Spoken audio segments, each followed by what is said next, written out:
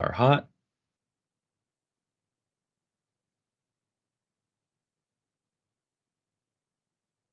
It is finally here. West Virginia, Penn State, taking the field on Saturday in a likely thunderstorm, eventful afternoon. A lot to talk about. Shawn, if you haven't seen yet on the video, is not here. I will be joined by a special guest to break down the Penn State West Virginia matchup. A couple news out of camp. We'll be with you in just a second.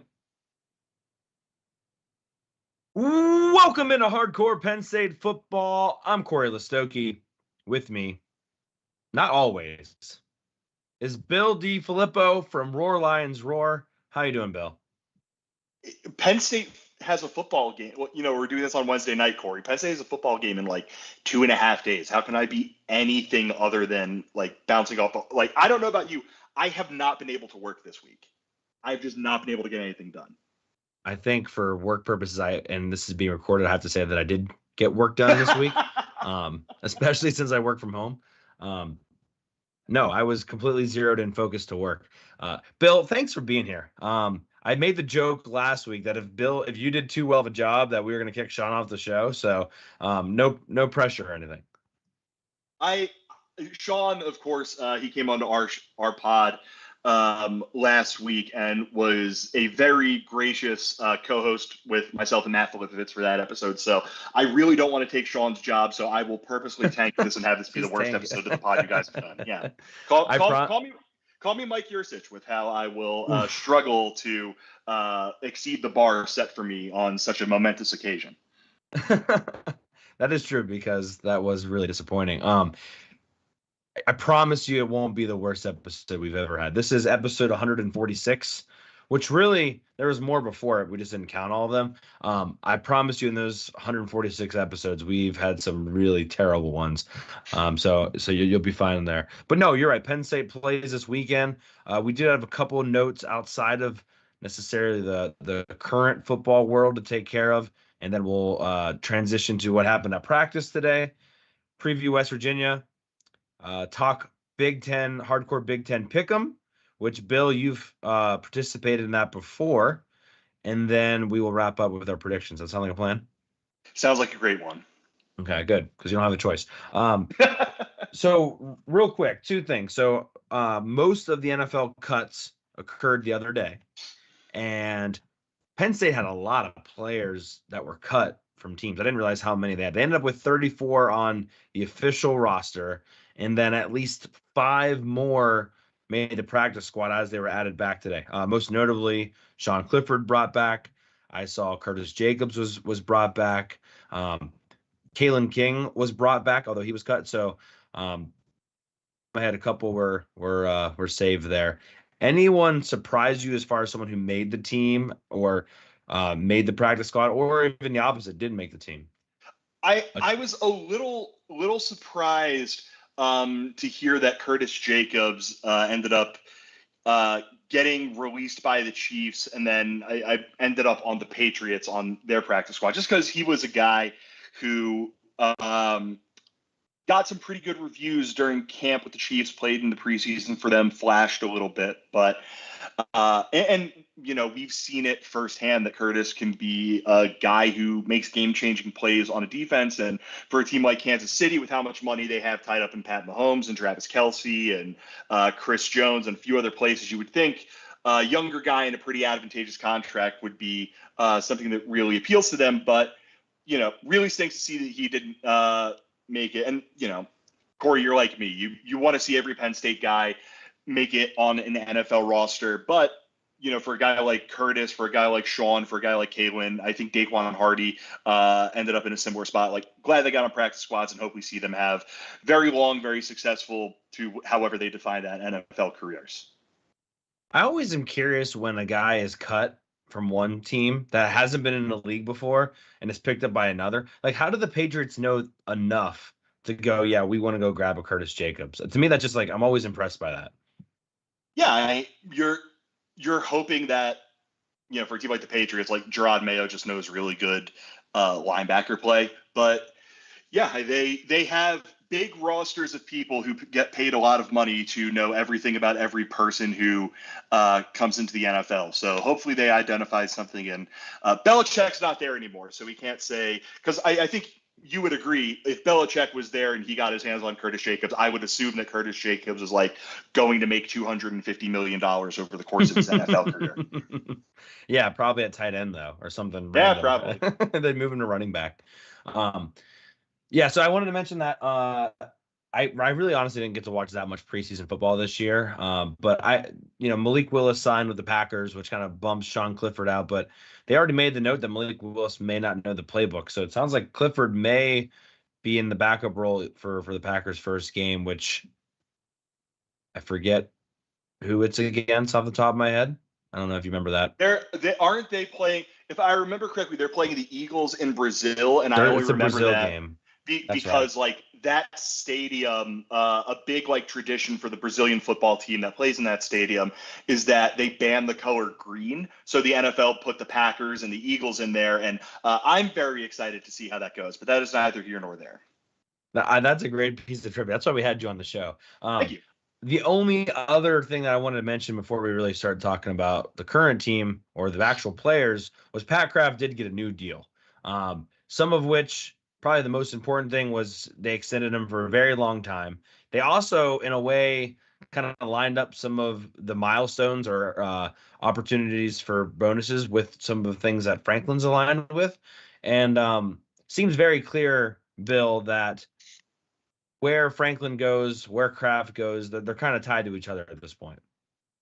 Yeah, and like let's be 100% honest here. As much as we want the athletic department to care equally about every sport, like your job as the AD is to basically raise money for your AD, and your biggest cash cow is going to be football. So they're always going to be like intrinsically linked that way. And we've seen in the last couple of weeks, Penn State's been rolling out these big gifts for its Beaver Stadium renovation. We're going to an era of college football where nobody knows what the sport looks like in the next 2 years. So stability is very important. Like there are a lot of factors that make it so having to get another AD so soon for whatever reason would be a problem. So locking down Pat Kraft, keeping him around, James Franklin has spoken very highly about the word he always uses is alignment between the football program, the athletic department, and the university. Penn State has that now as, again, we're entering an era of college football where we don't know what the sport is going to look like in 1 year, in 2 years, in 5 years. As long as they are not being actively harmful to the athletic department, to the football program, whatever, like stability is a really important and really valuable thing. And I think Pat Kraft's getting a contract extension is a pretty good example of that. The only thing I would add to that too, and I thought Nate Bauer from Blue White Illustrated put it elegantly, as he always does, was it seems more evident now that football is what brings everything else along. And that's what the decisions are made of. And I know that sounds maybe obvious, but I think for some people in State College, that wasn't as clear as it needed to be. His example was the new indoor bubble that they created for other sports. People didn't realize that was actually done for Penn State football. So less people had to be in Haluba Hall, for example, practicing before it got nice out in the spring. Penn State football team could be in there practicing more. So those little things that people like you and I maybe don't think about, oh, that's the thing for track and field. Oh, that's the thing for soccer. No, that actually helped prevent them from, interrupting Penn State football time in Haluba Hall. So it just seems like a lot more of those decisions as far as, spending money for the athletic department are geared towards Penn State football, maybe even in an indirect way. Yeah. And as, I know for me, maybe for you, Cory, I know for plenty of other Penn State fans, such an important part of our Penn State experience, such a formative part of our Penn State experience is going to the non-revenue sporting events, going to a lacrosse game, going to a soccer game, going to a field hockey game, a baseball game, any of these. And like, it is easier to, like, those things happen because you have a football program that is basically pouring in money. Like, if you ever go through and look at how much money each program is making and costing for the university, it's like eye-opening how much heavy lifting football has to do. So as much as, again, I love like watching Penn State's women's soccer team just mow through whoever is put in front of them, send people onto the Olympics. Watching Penn State men's lacrosse and its run through the NCAA tournament a year or two ago was absolutely awesome. Unfortunately, like, football has to be the thing that helps bring all of these other non-revenue sports along. And again, as long as the football program is in a really good place, as long as the football program can continue to basically spread that money around for the rest of the AD, I think you have to be happy with the general direction that things are going in. I am sure there will be people who disagree with that because James Franklin and Penn State never made the 14 playoff, and we all hate that. Yeah, and I mean, we could go down a deep rabbit hole as far as how Penn State or how James Franklin could, earn the respect of those people. Those episodes are usually better for the off season. I will say this, and I'm curious about your opinion. Based off what you just said, I'm assuming it's positive. But where do you stand with Pat Kraft as far as how he's done so far as the athletic director? Are you okay with them renaming Beaver Stadium, Utz Potato Chips Beaver Stadium? I think he's done a terrible job because he has yet to nuke the Bryce Jordan Center. Really?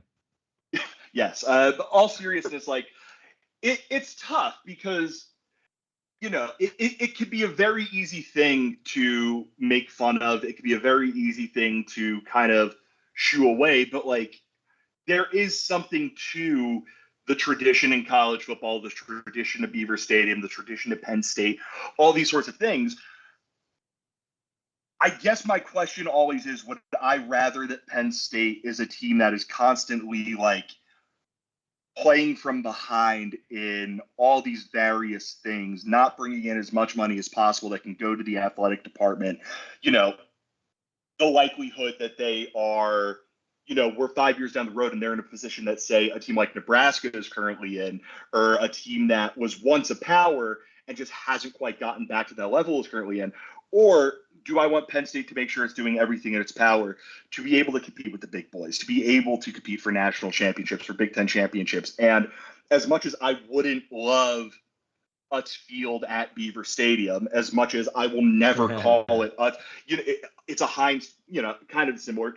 How many people do you know who call it Acrisure Stadium? It's Heinz Field. Like, I can't even pronounce it. Right. It's always going to be the thing that you know it as for everyone's Beaver Stadium. If they want to slap a name on there as a way to gin up $250 million, like, whatever. Like, just give me at this point, whatever. Yeah. Yeah. At this point, like, I hate saying the words necessary evil, but it's like, it is really a necessary evil at this point, right? Yeah. And in the summer, I usually get pretty depressed about where it's all kind of going. But I think it's hard for Penn State fans because they haven't hit that pinnacle of college football, and yet they're still trying to do everything that it takes to do so. So it's like we're trying to do as much as we possibly can to reach that point, but we're not reaching that point. So is it really worth the return and investment? More on that at another time. Let's turn to the current Penn State team preparing for West Virginia. We have Tim Ray on YouTube just said that he's heard one college football personality pick Penn State to cover. Half or so are alluding to West Virginia winning outright. The public is also doing this in the betting market. The public could lose their shit on this. Tim, we're about to break down West Virginia extensively here, and we will end our show tonight with our predictions as well as Shawn's, who is watching live based off of some comments that he's already dropped. Bill, not sure how much you were able to look today, but some news out of practice. Tight end Khalil Dinkins did not participate. Caden Saunders and Liam Clifford, both wide receivers, did practice. And not that it probably means much, but quarterback Jackson Smolik was back out there. But probably the biggest thing, and this kind of ties back into Khalil Dinkins, James Franklin just straight up saying outright that tight ends Angel Rappleyea and Luke Reynolds would play a lot of football on Saturday. I mean, Franklin typically doesn't give us very much, and then a drop, oh, by the way, a true freshman could see a lot of snaps, just comes out of left field. Do you assume he's lying with that and like playing some 3-card Monty for West Virginia and all that? they're going to be strictly 11 personnel the entire day. It's just going to be Tyler Warren maybe out there, and that's it. Like Luke Reynolds isn't even addressed at this point. Yeah, like that's the thing. Like everything about this screams James Franklin lying to trip up the other team, but also why would he lie about why would that be the thing that he does to trip up West Virginia by saying the true freshman tight end is going to be out there? But I think it's a really interesting, like, if that is true, I mean, for one, the conditions are going to lend itself to a game where Drew Aller isn't exactly doing 7-step drops and trying to bomb the ball downfield and like big plays in the pat, like all these sorts of things. It does seem like it's going to be a game that is very dependent on Penn State's ability or a game state that is going to depend on Penn State's ability to run the ball, Penn State's ability to control the line of scrimmage, Penn State's ability to pick up quick yards in the passing game. And, if you want to be a little more pessimistic, if you're concerned about Penn State's tackles, maybe they need a little bit of extra help in the form of tight ends, helping them out a little bit more in run blocking and in pass blocking. But we have known for how long that there is just so much talent in that tight end room that they might force their way onto the field. Maybe you could take it as an indictment against the wide receiver room and it not being as far along as we'd like it to be. But there's a lot of talent in there. And I'm generally of the belief that you get your most talented players on the field and you let them do their thing. And if that means we're going to see a lot of Andrew Rappleyea and Luke Reynolds from game one and they can back it up, like, yeah, sure, let's ride. I think, too, to that point, Khalil Dinkins, although a fairly good blocker, I'm wondering if Rappleyea provides a little bit more in that sense. And if Dinkins is banged up and you're wanting to play that smash mouth football, maybe Rappleyea should be out there more anyway. So be curious to see how much is true of that. But regardless of Rappleyea, I think we all thought Rappleyea would play a lot more. Mm-hmm. Shawn and I have been high on him for a very long time. But to just throw out there that Luke Reynolds is going to be playing a lot of football, I mean, we don't really know what to expect as far as his ability to block. We know he gained some good weight this offseason, but that to me just like I don't know. Like you said, are we just throwing things out there and then seeing what sticks from a gamemanship perspective? I wouldn't put it past Franklin. Although, I mean, if Luke Reynolds plays a lot, that tells me that Khalil Dinkins isn't playing in this game. That's the other side of this. I mean, I can get Rappleyea coming in for blocking situations, maybe even for if they still have the T formation this year, which I'm not suspecting. But if Reynolds comes into the game, I think to your point, it probably signals that Khalil Dinkins isn't healthy, but also how do we feel about the wide receiver position if we're having a true freshman coming out there?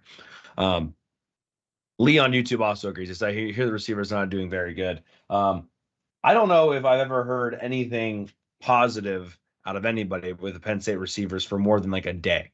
So, well, did you see what Franklin said today about Omari Evans? That he would play a lot of football? Is that what he said today? Well, it was interesting because Omari Evans is one of those guys that he brings something that Penn State just really lacks in its passing game with that kind of game-breaking speed.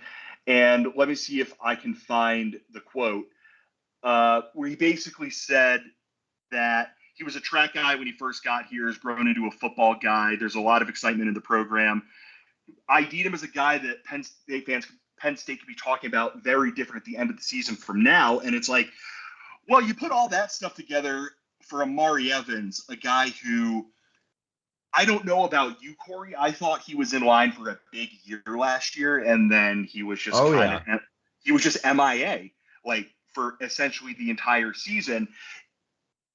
Penn State's offense needs him. Like, for all the talk of Penn State needs Trey Wallace to be number one receiver, which I completely agree with, it needs someone who could keep the back end of the defense honest. That's right. And Omari Evans is the guy who could provide that. So if he is able to reach the levels that James Franklin clearly believes he can get to, and you have a little bit, you have Trey Wallace looking like a number one receiver, and you have a guy like Liam Clifford being the consistent performer that it sounds like he's been throughout the offseason, and you have a very talented tight end room who could do a little bit of everything. Like, I don't want to get too caught up in offseason hype or anything like that, but like, it's hard not to say, like, yeah, they got to prove it, but they have a really good opportunity to prove it this season.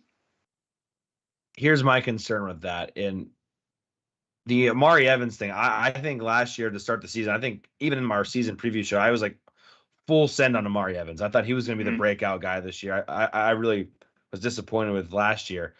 My concern with Amari Evans is he just a one-trick pony? Like when he comes on the field, you know he's just going to send it deep.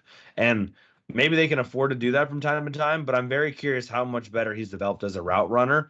And maybe that's what Franklin was alluding to. But I also feel like sometimes in these situations, Franklin almost is trying to motivate that player to get to that point, right? Like just kind of dangling the carrot in front of them, like, this is what we think you can do. I'm willing to kind of put my own reputation on the line to motivate you to achieve it. I don't think Amari Evans is one of those guys where he responds to negative criticism very well. I think he's one of those guys you continue to support, you continue to push in a positive manner. And so I think this may have been straight up Franklin saying, look, I think you can do this. I'm not saying you necessarily have already done this, but I think, you know, the sky's the ceiling for you. So we'll see. I'm not sold on it, but I see your point, but I'm not sold on it. And this is also where you're putting a lot of faith in Andy Kotelnicki, right? You're putting a lot of faith in him to say, like, this guy is a weapon. This guy has something that we've lacked, something that we could really use. Scheme him open. Like, get him opportunities to get the ball in his hands while he is moving and let him take off and use that track speed that he has. You know, it's even if it's something as simple as, I'm not saying that he's going to do this, but the KJ Hamler touchdown against Ohio State in 2019. KJ catches that ball at the head of speed, and he just uses his God-given gifts to run away from people. Amari Evans is the guy who has that kind of God-given speed, and if you believe your offensive coordinator is the kind of guy who could take advantage of that with the other weapons that you potentially have in your offense, like, yeah, he's a guy who could be primed for a big season if he's able to take advantage of it. You also have to lead your receiver on those throws in order for it to be successful too, which that's another conversation, which now I sound like a negative Nelly. The only other thing I want to mention about the receiver, since you kind of brought it up, and we did get confirmation that Liam Clifford was healthy. Caden Saunders was also healthy. Mm-hmm. Where do you stand on the Caden Saunders, Liam Clifford battle in the slot? Because Clifford picked up a lot of steam here towards the end. Saunders was supposed to be the punt returner, and then it sounded like James Franklin wasn't as confident in that earlier this week. I mean, it seems like now or never for Caden Saunders to overtake Clifford. I think that with what we saw out of Penn State's passing game last year, you need to have as high of a floor as possible, especially if you are going into the season with the guy in Trey Wallace, who I think Trey Wallace could be a stud. I think he's in line for a potentially really big season, but I'd like to have, I don't want to say a sure thing because nothing is sure in college football, but I want to have a guy who you can rely on, who can get the best out of Drew, who could go into the huddle after a bad play and just like, you know, it sounds like Liam Clifford has really taken on a bit of a leadership role and really understands how things are supposed to operate with the Penn State offense. So when I look at him and I look at Caden Saunders, I want Caden to take advantage of his role in this offense, even if or potential opportunities in this offense, even if they come from, you know, they move Liam to the outside every now and then. Kane's going to be in the slot in those opportunities. Like you mentioned, this is a bit of a sink or swim year for him. He came in as such a highly touted recruit, but it seemed like he needed to kind of get up to speed. I believe this high school not too terribly far from me in Westerville, Ohio, was if I remember correctly, it was an option attack. To learn how to play the position. And between injuries, just a little bit farther behind than you would have liked, it really is a big year for him. And like, I don't need him to be a Jahan Dotson type. I don't need him to be a Parker Washington type. When they put you out there, just look like you belong and let things go from there. And again, put a lot of faith in Andy Kotelnicki, put a lot of faith in the rest of your receivers, put a lot of faith in your fellow Ohio kid from that 2021 recruiting class and Drew Aller, and have things come together for you. If not, like, you know, maybe he stays one more year and then he, graduates and goes pro in something other than sports. Maybe it's the trend. Like, who knows what ends up happening with him? But you're right. This is a really big year for him. What you hit on it there for a second, to me, the reason why the fan base is so caught up on Caden Saunders is because of how highly touted he was coming out of high school. Yeah. That to me, like, it's similar to quarterback position at this point to a certain degree. You don't want another miss at wide receiver as far as a blue chip guy. You just don't. It just doesn't look good. It kind of just picks at the scab that is wide receivers with Penn State in the last 4 years or so. Tim Ray on YouTube says, I really think this wide receiver room is being undervalued because of Coach Mike Yurcich's terrible scheming. So thanks, Tim. I don't disagree. I think that they have a lot that they need to prove. I think they have, it's something I said on our pod, which is going to be dropping on Thursday. And it's funny that we're starting the season with West Virginia, because if Drew goes out there and just tears them up through the air, like, I already know there's going to be the little voice in my head that says, well, he did this last year and the wide receiver room did this last year, so let's wait and see. But, like, just go out and do it this week. Like, make us feel good, man. Make us feel like we're not fools for putting our confidence in you. Although, if this game is going to be happening in the thunderstorm, I hope West Virginia is prepared for 50 carries from the running backs. Yeah, and to your point, it is on the road, though, right? I mean, so if he's able to do this against West Virginia on the road, that's something he didn't really do against anybody last year. I mean, the Michigan State game was in a neutral site, so that would make me even feel better. But you're right, thunderstorm, not sure exactly what the situation is as far as passing. Hopefully you don't run into a Michigan State rain delay situation there. Let's talk about West Virginia. So I don't know how much you've been on Twitter, but it's been a blast looking at how West Virginia views Penn State's team. Random notes that I wanted to talk about real quick. Former defensive tackle Fatorma Mulba will be starting at defensive tackle for West Virginia. I think T-Phrase on BWI said it probably best. He's gotten more athletic, but he's still not that athletic. And so expecting him to be able to handle athletic offensive linemen that we expect to be on the move in Andy Kotelnicki's offense could be an interesting situation for. And Mulba also didn't start last year. He was a kind of a rotation guy. So this will be the first year where he's seeing a lot of considerable snaps. Yeah, West Virginia's defense as a general thing just leaves a good amount to be desired. Of the four main units in this game, the two offenses and the two defenses, West Virginia's defense is the worst of the bunch, 54th in defensive SP plus coming into this season. They're losing their top four guys from last year in terms of sacks. They're losing a number of important contributors from last year's defense. Their top tackle guy last year was a guy by the name of Lee Kapogba, a linebacker who is now, I believe, in the NFL. Some more sacks from their linebacker room. Jared Bartlett has moved to Cincinnati, and Tomiwa Duroje is now at Florida State. So there has been a lot of turnover on this defense, and it has led to a guy like Fatorma Mulba taking on a bigger role on a defense that, for everything that we've said about Penn State's offense needing to prove it, like, this defense does need to prove that it can hang with the big boys, because West Virginia does have an offense that I think is going to find a little bit of, not a ton of success, but a little bit of success against Penn State's very good defense. Yeah, and that's, the linebacker position, I think, is one that West Virginia fans are also quite nervous about.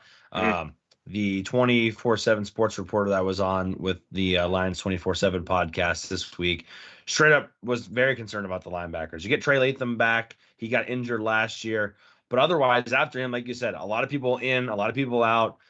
Don't really know what to expect. And if I'm Andy Kotelnicki, who, by the way, Andy Kotelnicki's Kansas squad dropped 55 on West Virginia last year, albeit overtime, still put 55 points up on them. Got to be licking your chops a little bit as far as linebackers that maybe aren't very good, but also aren't very confident going up against two of the better running backs in the Big Ten. That's got to be a matchup you're feeling pretty excited about. Yeah, and really their back seven is a big question mark. Their best defensive back from last year's team, Beanie Bishop, was a revelation for them last year, and he has since moved on. He's in the NFL now. You look through the rest of their defensive backfield.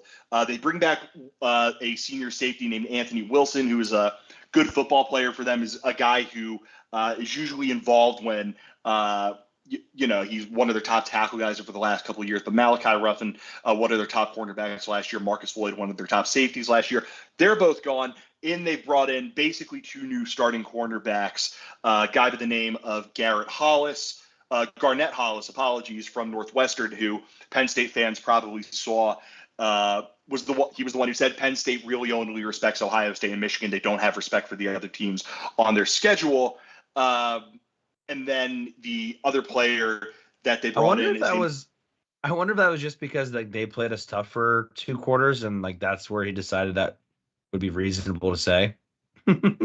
It's possible. I mean, for whatever reason, games against Northwestern just always suck for Penn State. So maybe they go into them thinking like, I don't know, these are a bunch of Medill nerds. Like, we don't need to take them seriously. But their other starting quarterback is a guy named Aiden Garnes, who is an all-conference player at Duquesne, who has made the jump up to FBS. So this entire back 7, really with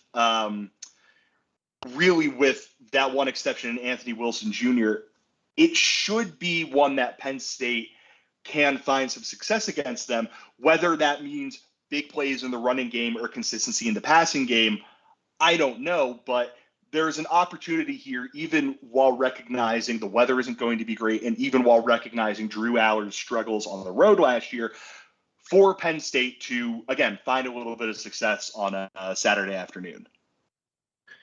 We have 2 questions that kind of tie into this, so I'm going to include them right now. Julian Rodriguez says, do you guys think because it's the first game, will Coach Andy keep the game plan simple and just pound the rock with Singleton and Allen?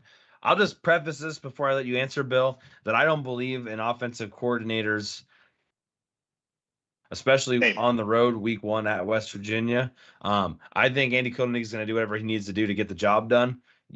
I always remember like when people that were still believing in Mike Yurcich, like week 9 or 10, they're like, maybe he's got something up the sleeves. I'm like, dude, Yurcich is like wearing a cutoff at this point. Like there's nothing else out there.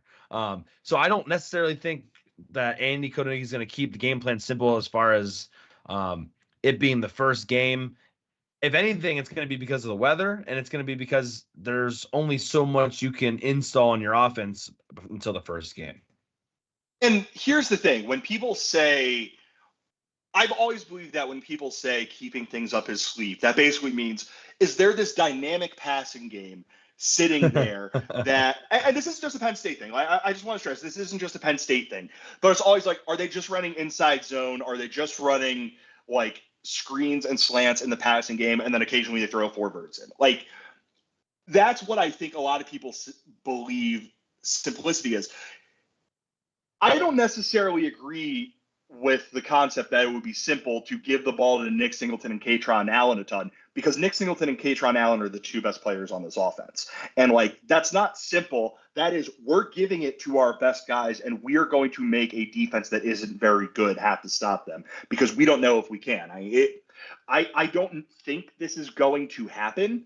I would certainly like it if it happens, but would you be stunned with West Virginia's, struggles on the defensive side of the football if we're sitting here on Thursday afternoon and getting kind of that feeling that we got, maybe not you, because I know this game was hit real close to home for you, but after we saw what Singleton and Allen did against Auburn a couple of years ago, where there was just nothing that Auburn could do because Penn State got the ball to their 2 guys who can go out there and make things happen over and over again over the course of the football game.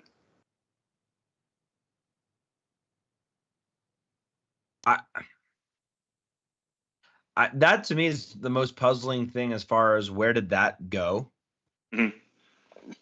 Because you could very much argue that just game plan would have worked against 11 teams last year that Penn State played, and probably 11 more this year. So I'm not quite sure that shouldn't always be the game plan. I guess my thought on this is it's harder sometimes as an offensive coordinator to keep it simple. Mm-hmm. And I think Mike Yurcich is a good example of that. I think even to a certain extent, Joe Moorhead was an example of that, where Can you keep it simple? Can you be excited by running the football? And I think that's where Andy Kotelnicki and Mike Yurcich are very different. Like Andy Kotelnicki seems like a guy he's very happy about 4 yards per carry. He doesn't seem like a guy that has to prove that he's the smartest person in the room. And I think that's going to be the difference. Yeah, what was Franklin's quote after the Iowa game? Like, he said he was happy with how Mike kept going with what works, or it was something to that extent. It was like Mike didn't get bored with what works, and it's like, oh, right. Jesus Christ, man! Like, really, is that a thing that we have to worry about with this offensive coordinator? Because that was one of those quotes that at the time I was like, cool. But in retrospect, after Yurcich got fired, I was like, we probably should have read into that a good bit more than we did. Yeah. We'll always say, like, Shawn and I are like, if you listen to a James Franklin press conference and you really listen, there are so many things in there. I mean, he provides a lot of information by not saying very much. But one other question that we did have from I believe it was from Tim, which offensive running attack do you trust more? Which I think is a pretty good conversation. We've already bounced back and forth a little bit. Haven't talked a lot about West Virginia yet, but they have a really good running attack too. They bring back 2 really impressive running backs in White and Donaldson. And of course, their quarterback, Garrett Green, can run the rock. I think he had 70-ish yards against us last year. And then you also have, Nick Singleton, Katron Allen. I don't know if I would trust one more than the other, but I would venture to say that both offenses are going to trust their running game to hopefully get them there. The one thing that I will say, and this does give me a little bit of agita as I'm thinking about this game, is that West Virginia's offensive line rocks. I think Penn State's offensive line is going to be one of those units that gets better as the year goes on. I think in the interior, they're going to be pretty good, but need to see what Drew Shelton does as a full-time starter at left tackle, what Anthony Donko and Nolan Rucci do at right tackle, all these sorts of things. But West Virginia, despite the fact that they lost 2 starters to the NFL, including the best center in college football, made the jump to the NFL, Phil Steele marked them as the number 11 offensive line in the country. And Phil Steele also projects them as the number 6 rushing offense in the country. Now, they're going to have to go up against a better defense. Penn State's defense is going to be better against the run than West Virginia's defense is going to be. But that's going to be a strength-on-strength matchup. If I'm going just on the matchups, I think I would take Penn State as the answer to that question, just because of how not sold I am on West Virginia's defense. But if you sit here and tell me that offensive line is able to push Penn State around a little bit because they are a very good offensive line and Jaheim White and C.J. Donaldson are able to get going, that threat of the QB run with Garrett Green, where he's a very interesting quarterback, not the most accurate passer, but someone who goes hunting for big plays in the passing game and is really dangerous with his legs, is really good at knowing when to keep it, when to give it to his backs, when to take off and run, all these sorts of things. I can see them even going up against a Penn State defense that I rate really highly, having a little bit of success. So I think you're right. There's not one that I would take over the other, although it is for different reasons, I would say. Yeah, good question there. And before we completely jump to the West Virginia offense, I did have one more point I wanted to make. West Virginia fired their safeties coach last year, and instead of hiring a new one, they went and hired a defensive ends coach, made a new position called a spur, which is just a stand-up defensive end. So there's been an extra emphasis put on getting to the passer. They did a really bad job last year as far as getting to the passer. Did decent against Penn State, but that's one thing I wanted to point out, that yes, they weren't very good last year, but they did put an extra emphasis on it. They did bring in a couple transfers that, at least in their career, have produced quite well, albeit not at the Division I level. So we'll see what happens there. But I did want to mention that there is a little bit more focus to that side of things. But yeah, let's talk about Garrett Green a little bit more, Bill, because to me, I mean, I can already hear it. Like, the first time that he scrambles for a first down, people are going to be like, how didn't the defense prepare for this? But there's at a certain point, right? Like, Garrett Green's going to make some plays, whether or not you scheme for it. He's gonna break something. Very Trace-like. Yeah, I mean, they had a quarterback who came in. I don't think he was like a crazy, 5-star recruiter or anything, but a guy named Nico Marchiol, who there was a lot of optimism about him potentially taking the job from Green last year. I'm basing this all off of conversations with my brother-in-law, who is a West Virginia fan. So if I am very incorrect, it is his fault. It is not my fault for not doing my homework.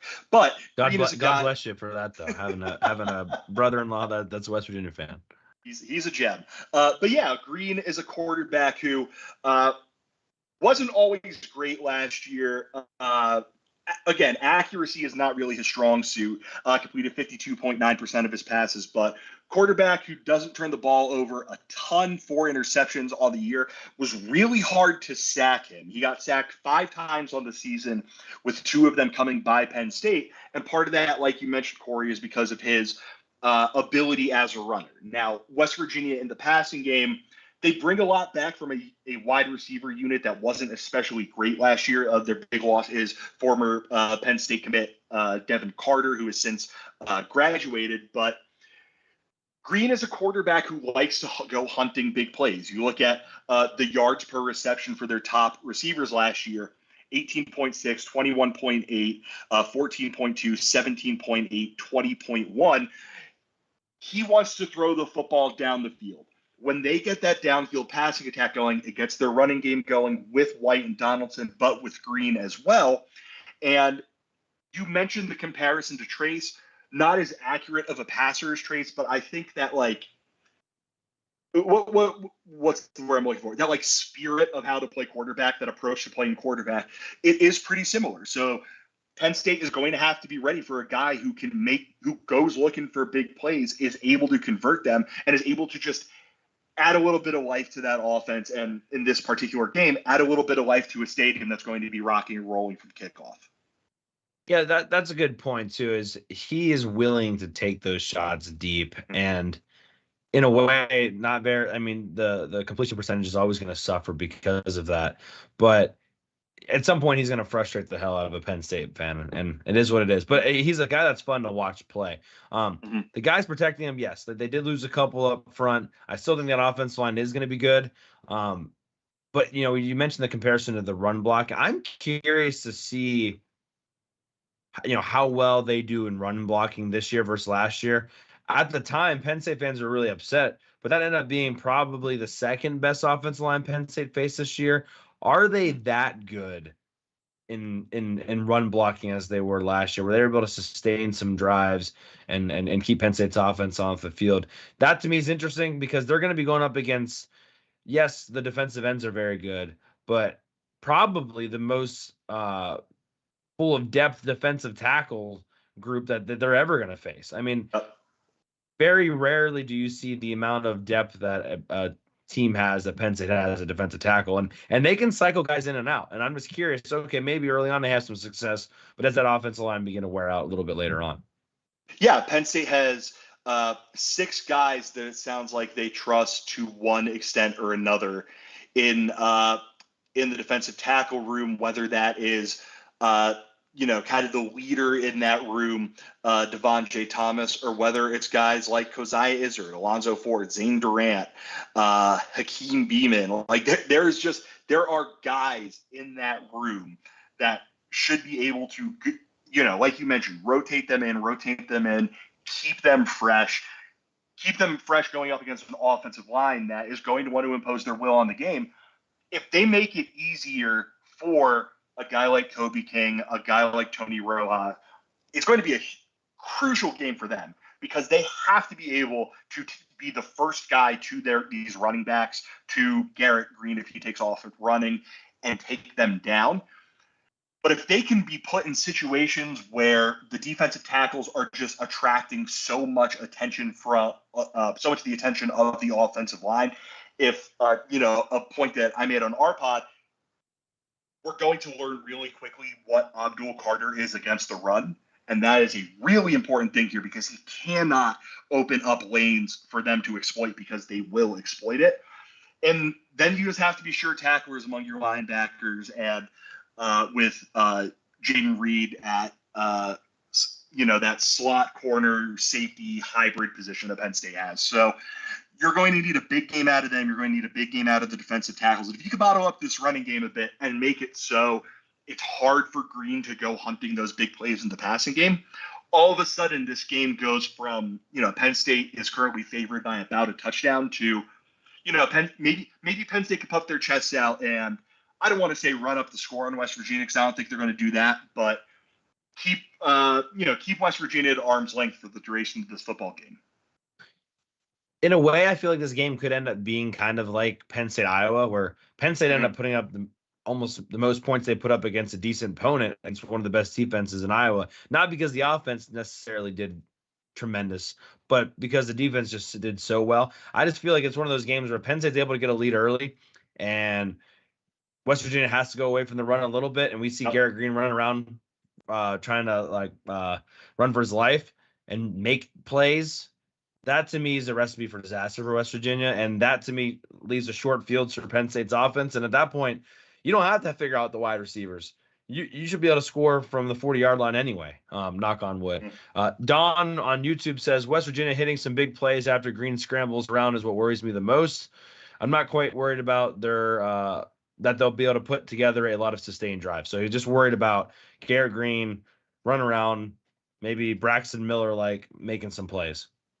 No, and that's completely understandable. I mean, that's the the strength of this West Virginia passing attack is its ability to find those big plays in the passing game. Again, Devin Carter's going to be gone. They're bringing back Hudson Clement. They're bringing back Preston Fox, Traylon Ray, E.J. Horton. They're top remaining receivers.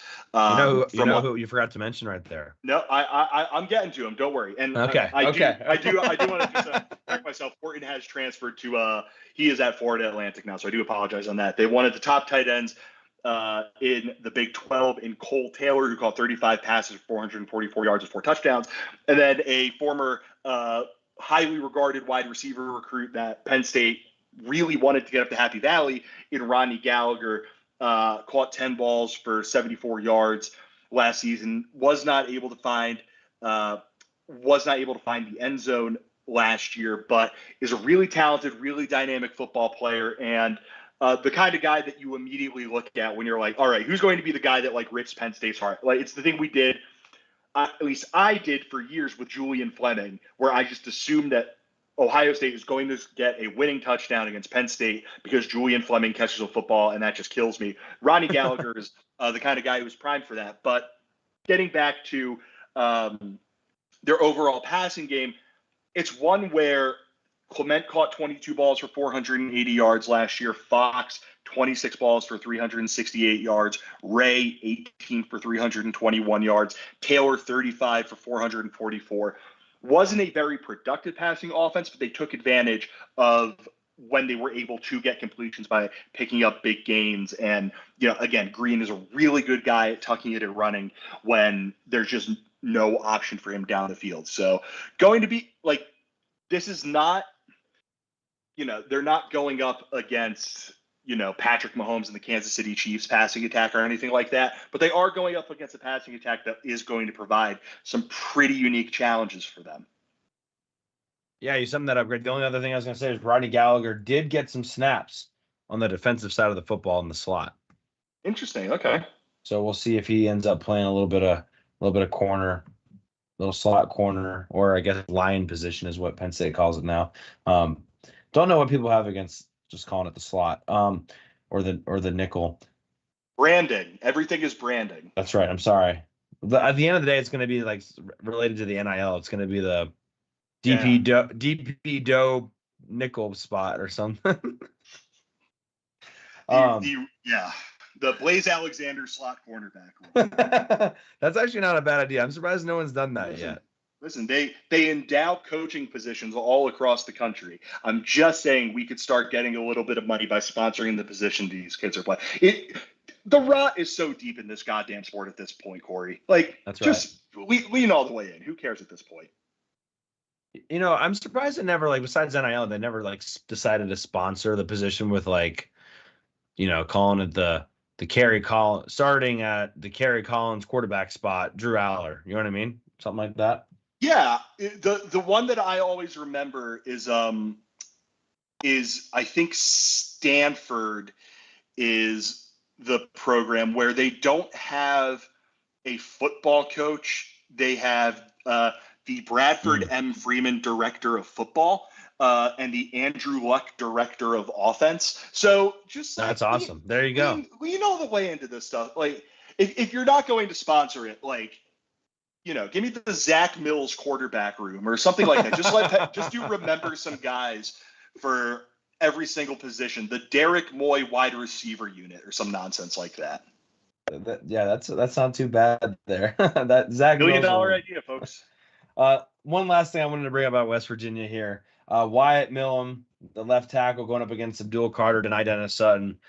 Your thoughts on that matchup? To me, it's one of the ones to pay attention to. You mentioned the run blocking. Can Abdul Carter hold up in run blocking? But also, can they? I mean, the money, Denai Dennis Sutton came out and said he wants to be the best defensive end, whatever. Abdul Carter made the transition back to defensive end. That's where the coaches wanted him originally. It's time to kind of put your money where your mouth is here, and against a good offensive line and a good quarterback that can scramble, like you mentioned, only give up 5 sacks last year. Are they going to be able to put enough pressure on them? And more importantly, like, you got to get them on the ground a couple times. Like Manny Diaz's defense was, took pride in getting offenses backed up and out of schedule. I feel like you have to do that again against West Virginia. And are they going to be able to? How do you feel about that matchup? I completely agree. I mean, that's going to be the one that, I noticed the way that I watch Penn State football is I get really nervous and I just follow the ball like during the game. But when I then go back and watch, that's what I'm paying attention to. All right, how did Kalen do against Marvin Harrison Jr.? How did, player X do against player Y? And like the big marquee matchup of the game. And I already know that when I go back, I'm going to be paying really close attention to Abdul Carter, a guy, or Denai Dennis Sutton, but Abdul Carter specifically, a guy who is, I think The Athletic has him as number 2 on their big board going into the season for like everyone in the 2025 NFL draft, despite the fact that he's never put his hand on the ground and been an edge rusher for Penn State. He's always been an off-ball linebacker for Penn State. If he can go out there and he could show why from the rip, like, I do think that is going to change. A lot of people think this Penn State defense is going to be awesome. I think if Abdul Carter is basically living in the backfield against an elite left tackle and a quarterback who's elite at avoiding pressure, that's going to raise the ceiling of this Penn State defense. And same with Denai Dennis Sutton, a guy who is really driven to be one of the best in college football. And, I've said I don't think anyone is really talking about him because all the attention is on Abdul Carter. So they're going to have to bring their A-plus game against, again, one of the best left tackles in college football. But their A-plus game might be able to take over this football game, despite the fact that they're going up against an elite offensive line. We always use this example, even though it's a painful example, of Michigan when they had Aiden Hutchinson and David Ajabo. Having 2 defensive ends that can just ruin a game. Like, they won the game in, 2021? They won that game for Michigan. And it's amazing how much that makes a difference. You can have weaknesses in your defense, but if you have 2 elite edge rushers, it can completely change the complexion of the football game. So I completely agree with that. It could breed a lot more optimism into my 9-3 season prediction, just based off of how those 2 do and if they can take over games. I think the expectation that no one's kind of wanting to say is, can they use Abdul Carter like the Cowboys use Micah Parsons? Like, that Cowboys defense is good, but what Micah Parsons is able to do and how they scheme him makes that a great defense. And I think, honestly, it raises everyone else's play around them. Like, they have some other defensive linemen that get a lot of sacks and have a lot of production. And I think a lot of that is due to what Micah Parsons and how focused they are on Micah Parsons. In a way, again, nobody wants to say it this early before the first game is even kicked off, but I think the hopeful expectation, maybe just whispered right now, is that Abdul Carter has that Micah Parsons presence for this defense.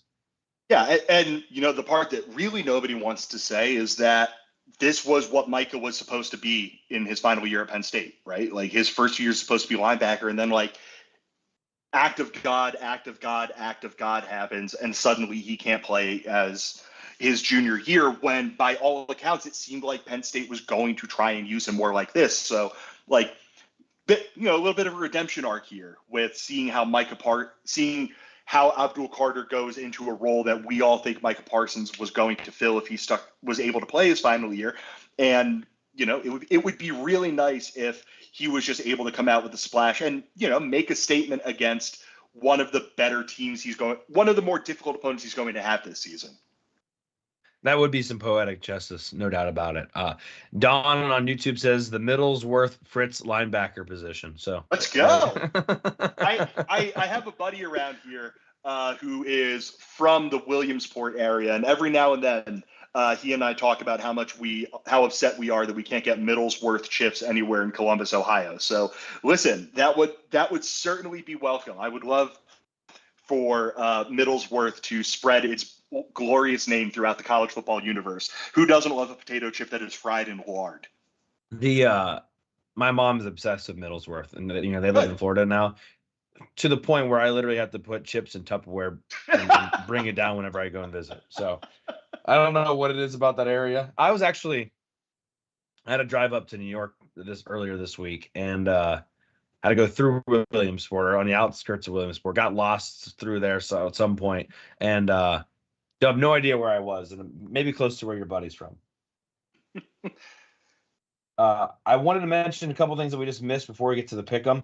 Jaywan Sider, coach there for 4 seasons at West Virginia. Kind of a little welcome home for him. He played there briefly before he went down south to FAMU. And then I also wanted to mention, we didn't speak a lot about special teams. West Virginia does bring back their kicker. But what I wanted to bring up was that West Virginia was the only team last year to give up 3 kick returns for touchdowns in the season.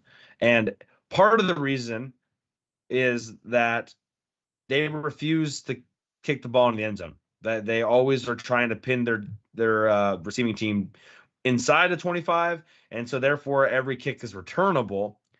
I'm very curious after last season if they continue that mindset, and I'm curious if they're scared of Nick Singleton at all. But I mean, indicators are kind of leaning towards they're not going to change their mindset, and there should be ample opportunity for Nick Singleton to potentially house one. Run the opening kickoff back, Nick. That would do a lot for my mental health at about 12:00. Well, it's on Fox, so the game was going to kick off at like 12:17. Yeah. So at about 12:19 p.m. On Saturday, it would be really great if Penn State was up 7-0 early, and as an added bonus, if one of the things that gets checked off the list right away is Sanders Sahaydak goes out and just bangs in a PAT to kind of get some of the nerves that invariably come with whenever there's a new first-time, well, I guess not first-time starting kicker technically, but this is his job right now. I think that'd be a good story for Sahaydak too, as far as just immediately losing the job and then having another chance at it. Yeah, we'll see. I'd be curious. I'm actually going to the game on Saturday. Be curious to see if they try to keep the pregame brief depending on the weather. But I'm sure they don't really care about that, and it's probably going to take 20 minutes to kick off. All right, let's jump into the pick'em because we actually have a lot of pick'em games, so we're going to have to go a little bit faster than usual. Cool. For anyone that isn't familiar, we do a Big Ten pick'em at Hardcore Penn State Football. Every single Big Ten game is picked. We also have one opportunity for you to earn 2 points. You get a point for every one you get right, and then we have a 2-pointer for you to pick a spread on one of them. If you look on Twitter, you can find the link. It's also in the description for the podcast episode, whatever podcast platform you're on. It's also in the description of the YouTube channel as well. So I'm going to breeze through some of these, Bill, because I'm assuming that we're all on board with a couple of these. So, for example, Howard at Rutgers. It's not a basketball game. Yeah, I mean, I don't want to say I'm high on Rutgers, but I think they're going to be a better team than they have been this year. And I think that they're going to use this game to try and run up the score a little bit on an FCS opponent. I do too. I think I actually put some money on them to cover. The spread was pretty high. I think the spread was like 36.5. Okay. Yeah, I think they're going to cover that. The last time they played them was like in 2016. I think they dropped 55 on them. Okay. Interesting. I know that's not really that relevant, but I think they're going to put up a lot of points. I think Rutgers is pretty good. I think tweeted this a couple of weeks ago. I think Penn State lucked out by not playing Rutgers this year, to be honest with you. Penn State would win that game something like 17-10, and right. Nobody would be happy about it. Right, exactly. Western Michigan at Wisconsin. Yeah, Wisconsin's going to win this game. Interesting year for Wisconsin as they're in year 2 of Luke Fickell and trying to get away from what has defined Wisconsin football with, big beefy guys in the trenches, running the football, going to more of air raid, throw the ball around, and Phil Longo's offense. But that's for down the road. Here, Wisconsin wins probably comfortably. See how long they're willing to put up with that before they say, no, let's just go back to ground and pound. Tyler Van Dyke, baby. He's going to be throwing it all over the place. Yeah, that worries me as I have some connections to Miami football, and Van Dyke never really got me excited. Indiana State at Purdue. The Sycamores? Yeah. I'd love it if the Sycamores won this game, but no, going to go with Purdue. Jomo at Ohio State. Coach Tutties, I love you. We over at Roar Lions Roar love you dearly.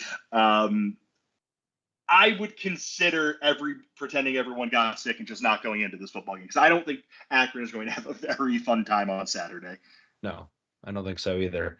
That one's hanging out at like 49 points, and I think I actually did bet on it. I think it was 49 and a half. Wow, okay. They can keep it below 49, I think. Not sure how I feel about Will Howard yet. Idaho at Oregon. 43 and a half. That really should be more, I think. This feels like one of those games where Dan Lanning, because Dan Lanning is like a huge Dirk, not huge Dirk. He is nothing like Dirk Nowitzki. He is a huge jerk. Tries to put up 70 points and like make the poor guy in the duck costume do a lot of push-ups. Yeah, and remember, Penn State scored 70 on Idaho way back when. Mm-hmm. So that's right. I think that might have been Devin Ford's best game, or he at least had a long touchdown run that day. Mm-hmm. Weber State at Washington. I know very little about either of these teams on August 28th. I know that Damian Lillard went to Weber State, and that's it. So Washington's going to win this football game. Okay. All right. Let's go to Fresno State at Michigan. Yeah. Fresno State's not going to win, but it will be interesting to see if the NCAA vacates this win for Michigan for one reason or another somewhere down the line. Have you watched the little documentary on Netflix yet? I have no intention of doing that, but I've heard it's one big victory lap for old Connor. I heard it's pretty bad, even for people that I think were going to be relatively neutral about it. They were like, oof, not great. Let's go Illinois State at Iowa. I don't like that Iowa's a 22.5 point favorite in any football game, but I was still going to win. It's going to suck. Like, I'm glad that I will not have to spend an ounce of time watching any of this football game unless something very funny happens. But yeah, Iowa's going to win. I hate to say this, but I actually took Iowa to cover. Wow. Because I think this is the one. If Iowa has an offensive explosion, right? If they come out and go crazy, which I know I just said Iowa explosion in the same sentence, but if they do, the odds will never kind of go back to where they were supposed to be. This is like the one chance where there's still some perception, and who knows? Maybe Iowa scores 3 times on defense again. It's possible. So, and I don't really know if Illinois State will score. Let's go with Eastern Illinois at Illinois. ILL, baby. I think Illinois is probably going to win this football game. My hunch is they're going to run the football a lot, and it's going to be gross. Maryland at UConn. I don't think Taquan Roberson's there anymore. No, he transferred. So we played for Inside the NBA fans. We played Who He Play For with Penn State, former Penn State players who transferred again. Taquan Roberson is at Kansas State. Oh, that's right. Which good for Taquan. That's a good landing spot for him. Kansas State's going to be an excellent football team this year. Maryland is going to win this game, although I am very interested in what happens now that Taulia's not there anymore. Yeah, because he wasn't great, but he was the best quarterback they've had for a while. Mm-hmm. That spread was kind of low in my opinion too, but 20 what and do a I know? half. Yeah, that one seems crazy low. Maybe UConn's getting better. I don't know. FIU at Indiana. Uh, I just know too many Indiana fans, but there's like some excitement among Indiana football fans about their team this year. FIU, not a great team. Indiana should win this game. They brought in I believe they brought in a transfer quarterback. I just can't remember for the life of me who it was. Curtis Rourke from Ohio University, a good football Yeah, player. that's right. They brought in a handful of players from James Madison, where Curt Cignetti obviously just came from. So I think they'll hit the ground running. I think they'll win this football game. Curt Cignetti really rubbed me the wrong way. I forget what he said. Something about like him winning in his press conference when he first got the job. Forget what he said, but something he said there kind of rubbed me the wrong way. But yeah, I'm gonna take Indiana to win as well. Let's go to UTEP at Nebraska. Uh, Nebraska Rule and Raiola starting things off over there. His first start as a quarterback. Yeah, I think Raiola. that I think they're going to go out of their way to try and get Dylan Raiola some, to put up some numbers ahead of a game the following week at home against Colorado, where I don't think either of these teams are especially great, but it's going to be a really high-profile game. So give me Nebraska to win this game. I don't know if I'd go as far as to say they're going to cover, but I wouldn't be stunned if they did. Okay. UCLA at Hawaii. Yeah, UCLA might stink this year, but I don't know if they're going to stink enough to lose to Hawaii. That one just kind of worries me a little bit. UCLA travels the most of any team in college football this year. Not a surprise. They go to Hawaii, they go to LSU, and then they have the Big Ten schedule, which is insane. Yeah, I looked at their schedule during the offseason, and it's at LSU versus Oregon at Penn State. And whoever is responsible for that should be fired immediately. That's a lot of travel. That sucks. All right, we got a couple more here. Let's go to FAU at Michigan State. Michigan State's a really interesting team. I really like Jonathan Smith. I think that he's going to end up doing some good things there. Florida Atlantic, coached by Tom Herman, good football coach, knows how to scheme up an offense. I'm going to go with Michigan State, but there's such a question mark that I don't feel incredible about picking them to win this game, even though I know they're 2 touchdown favorites. Do they still? No, Casey Thompson is no longer still at FAU. But I am going to end up going with Michigan State to win this game. Maybe, in the words of Lee Corso, closer than the experts think. Yeah, that one has me nervous as well, but I'm gonna stick with that MSU. Probably one of the only 2 really questionable games besides Penn State's. North Carolina at Minnesota. I feel like right now North Carolina and Minnesota are almost on the same level in 2 different conferences. Don't really know what to expect for either. I think the line for a while here was literally -1, +1 either way. Where are you going in this one? Yeah, both of these teams are going to have to replace their quarterbacks. Obviously, Drake May made the jump to the NFL, while Ethan Kaliakmanis is now the starter at Rutgers. Both of these teams are really going to rely on their rushing attacks. Omarion Hampton for North Carolina, one of the best running backs in the country. Darius Taylor for Minnesota seems to be the next in line at Minnesota. They always seem to have really good players at running back. It's a tough one. I'm going to go with Minnesota just because they're the home team. But this is going to be a really interesting football game. But I'll bet on a usually stout Minnesota defense and home field advantage.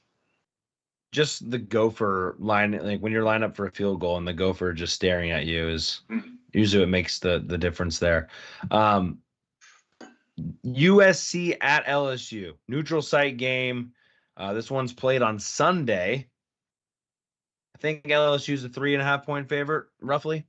Mm-hmm. It is moved up to 4. Okay. Interesting game again, but both these two teams are replacing the last two Heisman Trophy winners in Caleb Williams and Jaden Daniels. Garrett Nussmeier and Miller Moss both put up big numbers in their respective bowl games. Have to replace weapons on the offensive side of the football. I'm ultimately going to go with LSU. Okay. They have one of my favorite players to watch in the country in Harold Perkins, who is just an absolutely dynamic game wrecker at linebacker. USC has a player who I love in their wide receiver, Zachariah Branch. But ultimately what this comes down to is that for all that you could say about Brian Kelly, and there is a lot that you can say about Brian Kelly, he's usually all right at getting his teams up to play. I know they lost the opener last year against Florida State. They lost against Florida State each of the last 2 years. But he's usually able to get his team up to play. I'm a little bit weirded out by just about everything about USC right now. You got Lincoln Riley complaining about NIL and investment into the program. Their defense was god-awful last year. Danton Lynn, a former Nittany Lion, new defensive coordinator, has to do a really big turnaround really quickly. I also just generally out on the Lincoln Riley experience. I think he's one of the more overrated coaches in college football. So give me LSU. Wow. I think he's really good as a quarterback guru. I think USC is going to have some really good quarterback play. And one of the reasons why USC makes me nervous as far as the Big Ten in general is the Big Ten, at least lately, has not had very good quarterback play. So if somebody comes into the conference and has consistently good quarterback play, that automatically puts them in contention to at least compete for the conference. So that's my nervousness there. However, you can flip it around and say, but if you can't play defense, you're not going to be able to survive in a Big Ten. So I'm going with LSU. I just think LSU is a better football team. I think LSU is actually a little bit underrated. I think a lot of the love that LSU usually receives is going to Ole Miss this year, which maybe Ole Miss deserves it. But I think LSU and Ole Miss is really honestly needs to, because they cashed in on the NIL world. But I think LSU is actually a really good football team. And I'm going to take LSU to win this one. And shame on them for playing this in Las Vegas instead of LSU. All right, so those are the picks. I got your picks in here. You do get to choose a double down game. So USC, I did actually write it down here, so I guess I just didn't remember. USC is a 4-point dog against LSU, so you can take that one away. Fresno State at Michigan. Michigan is a 21-point favorite, so you can take that one either way.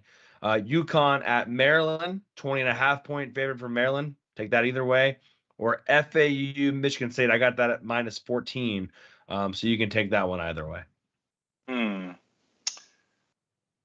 I tried to give them interesting ones. Yeah. And I don't know if I'm going to stick to it this year, but I like to leave Penn State out, I think, this year, because having Penn State in there, I think, inflates it a little bit. And also, Penn State's really good against the spread, usually. Yeah, usually. Whatever. I'll go with Florida Atlantic. I'll bet on Tom Herman having something for a Michigan State team that wasn't particularly great last year. So you have Michigan State winning, but you're taking FAU to cover that one. I'll take FAU. Why not? All right, we got that submitted. You know what? I didn't submit your Penn State pick, but that's okay, because we will find out in just a second. Let's see if this actually works.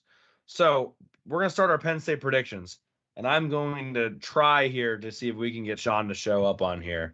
And if this works, I will be very impressed in myself. So let's see here. If somebody watching on live actually hears Shawn here, let me know, because I'm not expecting this to work, but we'll try it anyway.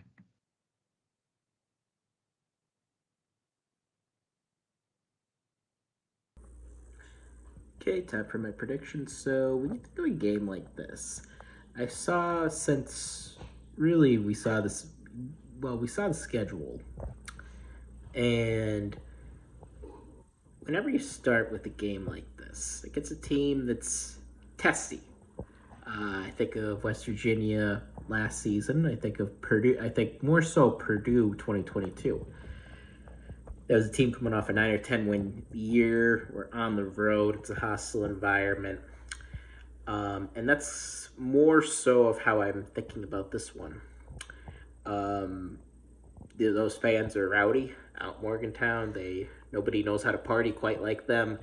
They're going to be burning some couches. I think that's their thing. And yeah, we're gonna have to bring our big boy pants to go on the road and win this one. I know that line has been moving up and down and up and down, and really this seems like one that the bettors really don't know where to go, and part of that is a function of being the first game of the year. And that's kind of where I'm at too. I could see this game going in several different directions. So I'm gonna settle on. I think it's a close one. I think Penn State, there's some growing pains with the offense, especially at times, just because it's a new offensive coordinator. Also a new defensive coordinator, so you may even see some growing pains with that. Joe always said biggest improvement is from your first game to your second game. Well, this is our first game. So this team, there's going to be a big difference between week one and then what we're going to see in October, November. So I think that's an important thing to keep in mind. With that being said, I am going to pick Penn State to win this one. I think it's a close game. And I think it's a full 4 quarters. I have Penn State winning this one 27-20. And I think a guy like Garrett Green could give them some issues. I think Penn State struggled. If there's one critique with Penn State last season, I think this is true to a lot of great defenses. Running quarterbacks gave them some trouble. Garrett Green himself gave Penn State some trouble last season. I think he will again this year. I think he's going to be Penn State's going to have to chase him around the whole night.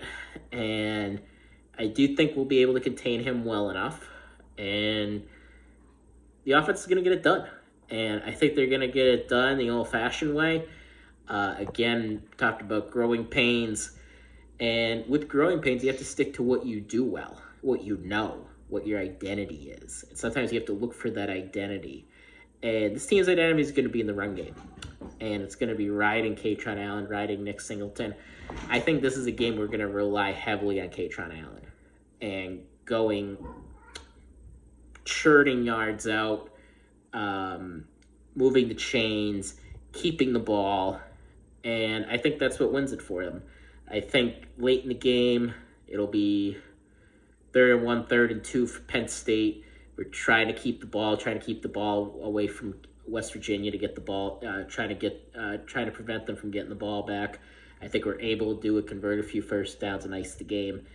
I'm predicting Kaytron Allen scores 2 touchdowns, goes over 100 yards. That is my bold prediction for this week. So 27-20, let's get it done. All right. I just want to pat myself on the back that I was actually able to get that to work. It was not working before we went live, and Bill can attest to that. So the fact that actually worked now is pretty crazy. Just in case you didn't catch it, Shawn is going 27-20. We'll get to our bold predictions in a second, but his bold prediction was 2 touchdowns and 100 yards for Kaytron Allen. Bill, you don't really have to say what your thoughts are on. I see Shawn has said he could hear himself, so that's good. You don't necessarily have to say your thoughts on that, but you can also go ahead and drop what your prediction is.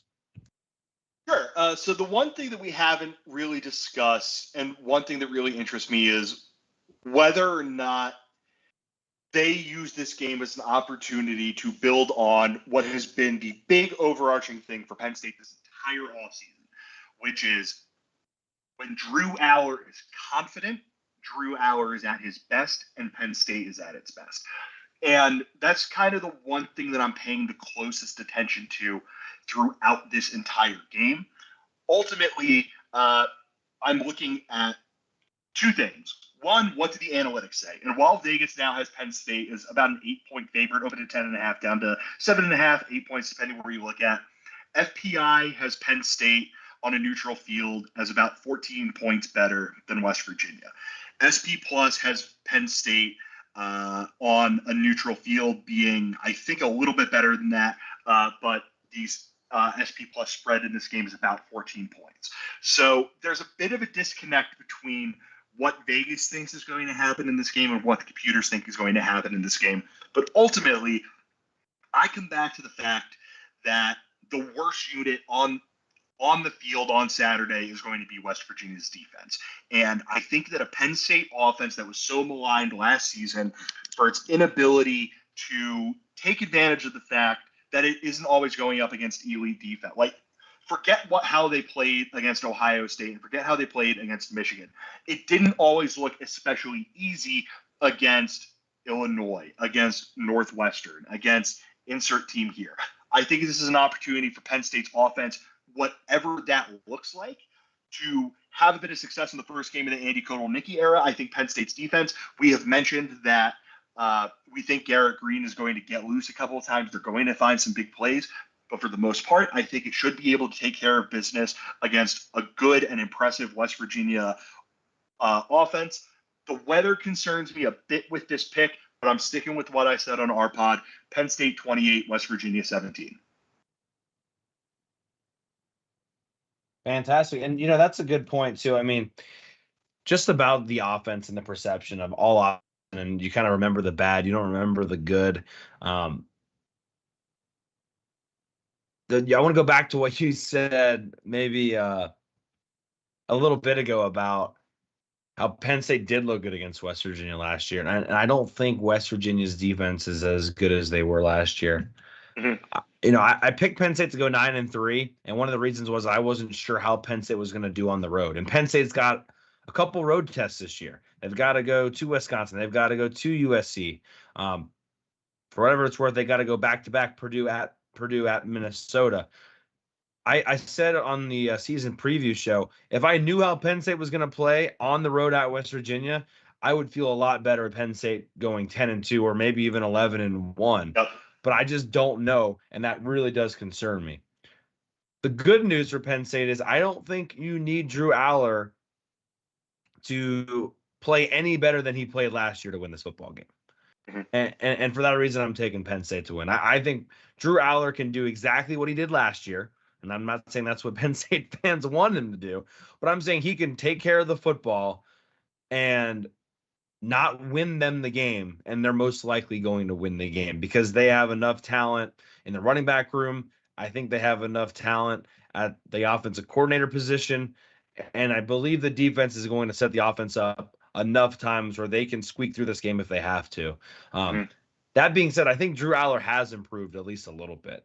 I don't know how much yet, but I think he has improved a little bit. So I'm taking Penn State to win 28-17. I don't think it's necessarily – I'm sorry, not 28-17. That's your score. 28-13 is what I'm taking. Oh, okay. And if it was nicer out, I actually had Penn State in the 30s. I actually dropped Penn State down a touchdown just because of the weather. I don't think it's really that much of a blowout. Penn State, James Franklin are just excellent at covering the spread. The one West Virginia player was upset about Bo Prabila scoring as the time ended last year. I wouldn't be surprised if that opportunity comes again. We see Bo Prabila crossing the goal line once again. So I fully expect Penn State to score a late touchdown to make it look a little bit better. And I have Penn State winning again, 28-13. Before we let you get out of here, we do like to throw out a bold prediction. We heard Shawn's, again, 2 touchdowns and 100 yards for Katron Allen. Did you come prepared with a bold prediction, Bill?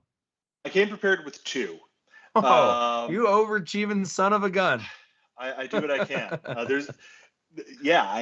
The first one is both running backs rush for 100 yards. And the reason I went with that, one, I drew the parallels earlier on the podcast to the game that Penn State played against Auburn in 2022, where Nick Singleton ran for 124 yards. Katron Allen only ran for 52, but Devin Ford had 37 and Kayvon Lee had 18. You consolidate that, he would have ended up over 100 yards. So I think the two of them, in bold prediction number 1, both of them go over 100 yards. And the number 2, to go back to something that we talked about earlier with how much of the younger tight ends end up playing, 2 touchdowns for Andrew Rapplier on the day. Wow.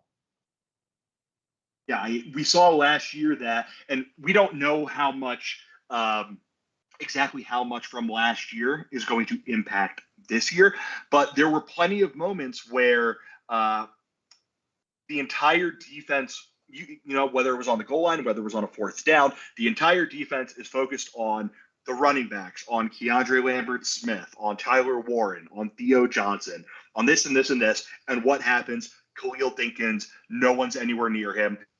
Drew's just able to walk in the football. I think that with Franklin saying that both of those younger tight ends are going to play a decent amount, there is space for that to happen again, this time with Andrew Rapplier. 2 times he finds the end zone.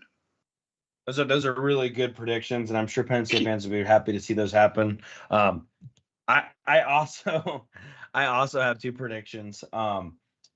One, not too bold. I think Garrett Green has 2 turnovers on Saturday. I think that's probably fairly reasonable given what this defense was able to do last year. I think the only maybe cop-out I have is this is not a Manny Diaz defense, and I don't exactly know what to expect from Tom Allen's defense. I think Tom Allen has more in his arsenal than he's ever had before coaching defense. And so I don't know exactly what to expect. He might be just as aggressive as Manny Diaz. But will we see the same amount of turnovers per clip that we saw last year? I don't know. I do think Garrett Green's a pretty good opportunity or a good quarterback to get some turnovers, especially if the weather isn't very good. So I got 2 turnovers on Garrett Green, and I kind of hinted at it already, but I do think that Penn State has a kick return for a touchdown. Just to, I don't know if it's gonna be the first one. If I remember correctly, I think when Nick Singleton had one against Rutgers, I think it was Rutgers had just scored. So it wasn't the opening kick. And then I think Rutgers had just scored, and then they kicked it off, and then Singleton took it back and just completely – maybe it was even the second time Rutgers scored because they scored a couple times early that year. But whatever they did, once that happened, it was it turned things around. Yeah, I generally think that we're in for a monster bounce back year for Nick Singleton, and being able to score a return touchdown would be a really good way to be, remind everyone that he's a really, really good football player who just couldn't get going last season. That's right. And we did have Nick Singleton. I think both Shawn and I both took Nick Singleton to be the offensive player of the year this year. So we'll see if he can rebound. Bill, thank you so much, dude. I know you guys are typically trying to hang around an hour. We don't care as much on this show, so I appreciate you hanging out and diving deep with us today and filling in for Shawn. It means a lot. Anytime, brother. Appreciate you having me on. Appreciate getting to talk Penn State football with you. And yeah, man, the season's here. Let's go. This is great. Hey, before you get out of here, please, your Roar Lions Roar, your West Virginia preview drops tomorrow. Let people know where they can find you and where they can listen to your show. Yeah, Roar Lions Roar. Follow us on Twitter at RLRblog. We drop every episode there. We have fun during games, have fun during the week. Whatever else, head over there. We're myself, Matt, Nick, Craig. We're having a good time talking about Penn State football there. And then if you want to give me a follow on Twitter for whatever reason, at Bill DiFilippo, you will regret that decision. I think you're one of my favorite follows on Twitter, just to be fair. Thank you. You've been listening to Hardcore Penn State Football. That's Bill. I'm Cory. Until next time, see you after Penn State's first football game, for better or worse.